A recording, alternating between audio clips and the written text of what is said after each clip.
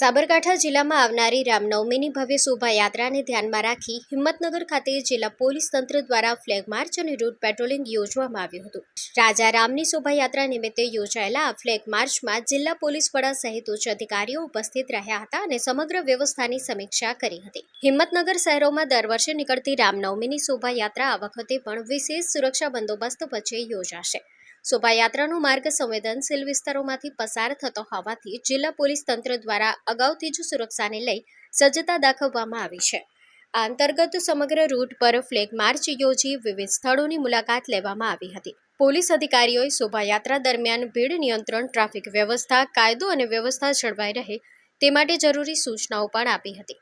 સાથે જ સંવેદનશીલ વિસ્તારોમાં વધારાની પોલીસ બંદોબસ્ત, પેટ્રોલિંગ અને સતત મોનિટરિંગ રાખવામાં આવશે તેવી માહિતી પણ આપવામાં આવી હતી। Story report by Jitendra Solanki, Sabarkantha.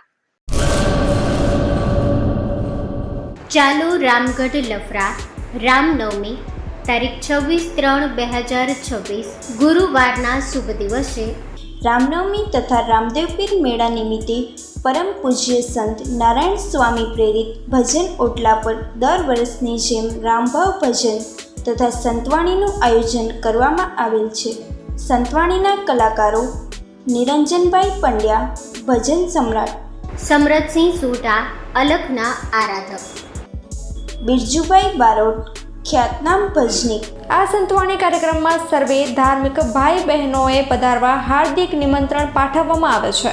શુભ સ્થળ રામદેવપીર મંદિર, ગામ રામગઢ લફરા, મુન્દ્રા, કચ્છ।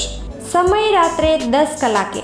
પ્રેરણા મૂર્તિ સ્વર્ગસ્થ પ્રતાપસિંહ એલ જાડેજા રામગઢ લફરાવાળા, સ્વર્ગસ્થ મણિલાલ આર સોની વડાલાવાળા।